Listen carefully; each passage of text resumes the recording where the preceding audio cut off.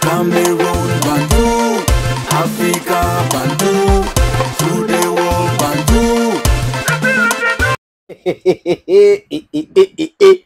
Entre Marc Brice et Cyril Toulou, Batum, c'est la guerre ouverte, les amis. Donc, c'est que les tirs à balles réelles.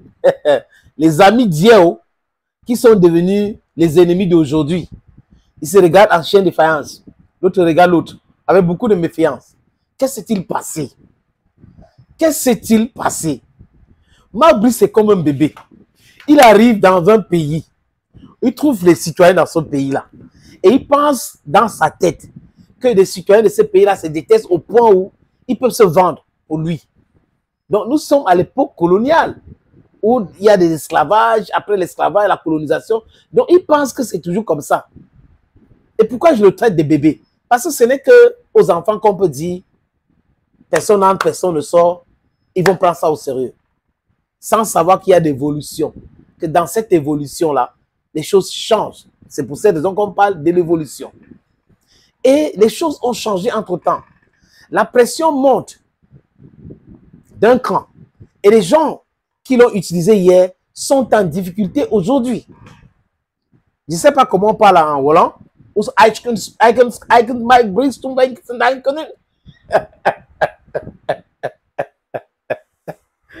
Ouais, Seigneur, malgré ma douleur, j'ai ri un peu parce que c'est quand même une thérapie.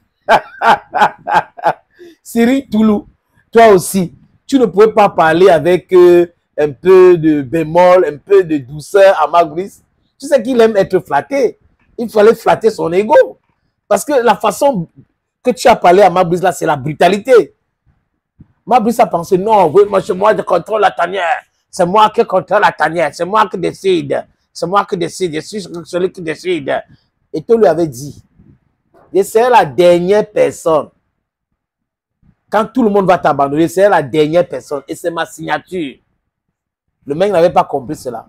Il n'avait pas compris le sens profond de ce propos-là. Et toi avais dit, lors de leur dernière rencontre, après le chaos qui a eu lieu à l'Africa Foot, ce truc de conciliation, réconciliation, quelque chose comme ça, que moi, je suis pour la vérité. Et quand je sais que je suis dans le droit chemin, je ne bouge pas. Beaucoup de personnes n'avaient pas écouté ces paroles. J'ai fait partie des rares qui avaient commencé à insister. Écoutez très bien Samuel Eto'o. Écoutez très bien Samuel Eto'o. Pour mieux comprendre ce qu'il est en train de dire, ce qu'il pense. Vous n'allez pas le manipuler. Vous n'allez pas le traiter comme un sous-préfet à l'Africa Foot. Comprenez-moi bien ce que je veux dire par là. Vassaliser Samuel Eto'o, c'est le président de la Fédération camerounaise de football. Il reste là. Et heureusement pour lui, qu'il n'est pas mêlé dans les histoires de détournement massif des fonds Covid, détournement massif de fonds de la construction du complexe Paul Biya d'Olembe.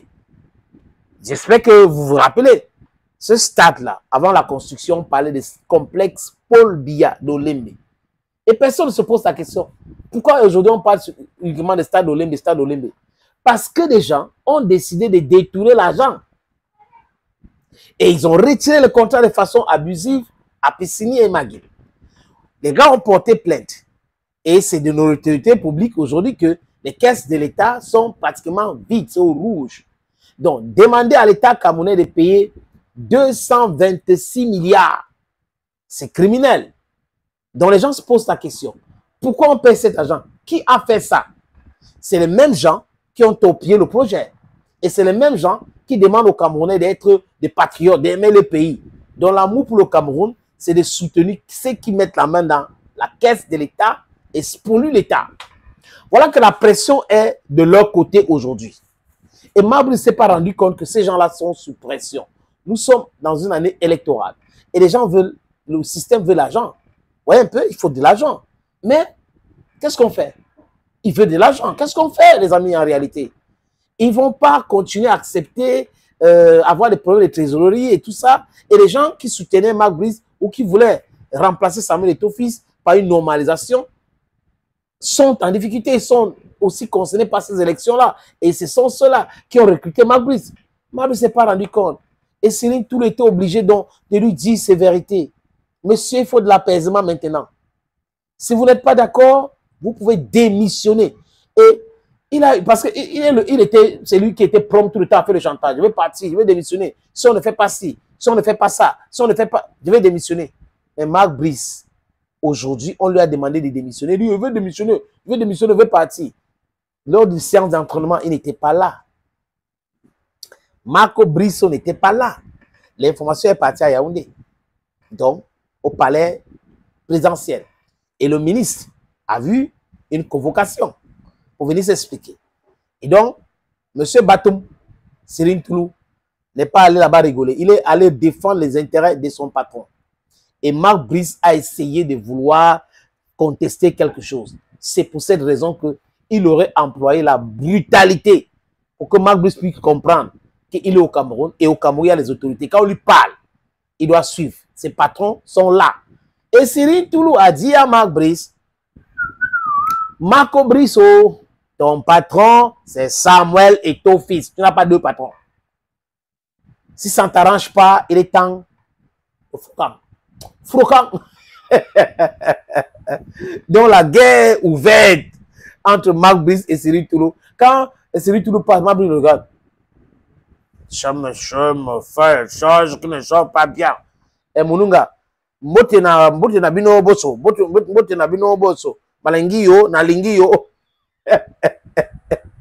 Et pendant ce temps, Serigne Toulou est en train de regarder. Majona, Makadna, vous me connaissez, je ne suis pas ici pour braguer avec vous. Hein. Je suis ici sur haute instruction. C'est le président de la République qui m'a envoyé ici à travers le ministre. C'est le décret présidentiel. Donc, quand moi je vous parle ici, vous devrez comprendre que je ne suis pas en train de rigoler avec vous. Surtout toi, Marc Brice. Il faut me respecter. Hein. Il faut me respecter. Hein. Quand je te dis des choses claires, tu ne dois pas discuter. C'est ça. Et tiens-toi, moi, en train de dire, je veux dire, non, ces gens-là sont un genre. Hein. Et moi, je vous dis depuis longtemps que ces choses-là, il ne faut pas procéder comme ça. Il faut respecter Samuel Eto'o. Les gars ne veulent pas respecter Samuel Eto'o. Et ils sont en train de faire des choses. Hein, je ne comprends pas. Hein, hein, ils font les choses quand ça va. Voilà, donc, les amis. C'était juste pour le fun. Hein, mais c'est sérieux ce que je dis là. Le message est clair maintenant. La guerre est ouverte partout. Entre Samuel Eto'o et Marc Brice, entre Marc Brice et l'autre camp. Donc, qui va payer? Simplement Marc Brice. Il va devoir payer. Marc Brice, tu vas dégager.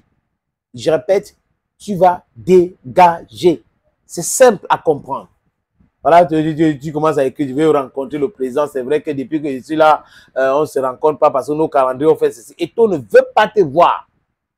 Il ne veut pas te rencontrer. Fais ta guerre avec Serigne Toulou Batum. Ouais. Thank you, friends. Arongo.